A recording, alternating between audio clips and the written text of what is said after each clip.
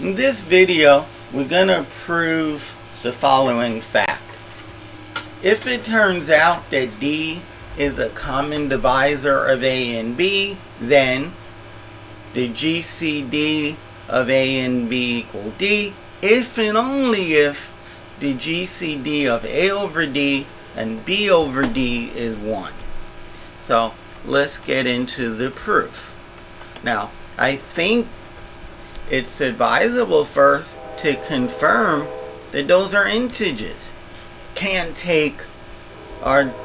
compute the GCD of non-integer fractions, like what's the GCD of 2/3 and 5/4, or even the GCD of 5 and 3/5. Both numbers that you're computing the GCD of must be integers. But D is a common divisor of A and B. D is a common divisor of A and B. That implies D goes into A, D divides A, and D divides B, meaning D goes into B. Oh, D goes into A, that makes A over D an integer. D divides evenly into B, that means B over D is an integer. So this implies that A over D and B over D are integers. Okay, so we showed that these two values are in fact integers. Okay, so again, using the fact that D is a common divisor of A and B, I need to prove this only if that. That is, if you have one of those statements, you have the other. So, assume D is the GCD of A and B. Well, that implies that there exist integers x and y such that ax plus by is equal to D. Now, I'm going to divide both sides by D. So 1 is A over dx plus B over dy. Once again, those are integers. And if you find a linear combination of these two numbers that equal 1, that implies that the GCD of those numbers have to be 1. I mean, if you found a linear combination of these two numbers that equaled 4, then this is a multiple. This is a multiple of the GED. The GCD can be 1, 2, or 4, because 4 is a multiple of 1, 4 is a multiple of 2, and 4 is a multiple of 4. But when it's 1, your hands are tied. The GCD must be 1.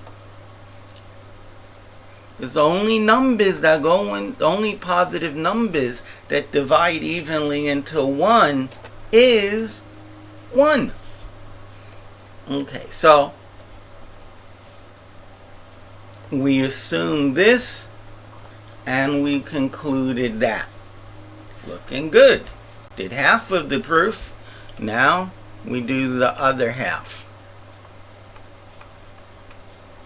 We assume that the GCD of A over D, B over D is 1. Well, that implies there exists x and y in the integers such that A over D times x plus B over D times y is 1. Now, if I multiply both sides by D, I get ax plus by is equal to D.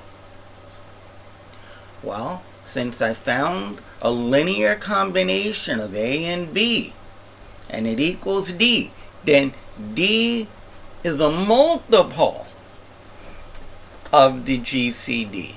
If the GCD was 7, that means D can be 7 or 14 or... Sorry, if the GCD was 8, that implies that D... No, I said it right the first time. Okay, so nonetheless, we need to show that D is the greatest common divisor. So what we do is we suppose E is a common divisor of A and B. That implies E divides A and E divides B. Also, since E divides A and B, E divides a linear combination of A and B. In particular, E divides AX plus BY. That is, E divides D. And suppose E is bigger than 0 as a common divisor. And assume that D is positive. If D were negative, then negative AX plus negative BY, call it D prime, would be positive. So we could assume that D is positive. This implies that E is less than or equal to D. So if E is any old common divisor, and it's definitely less than D, which is a common divisor, then D is the greatest common divisor of A and B. And that, of course, completes the proof. If you like videos like this, please subscribe to my channel, leave a comment, hit the like button. See you guys in the next video. Most importantly, watch and learn.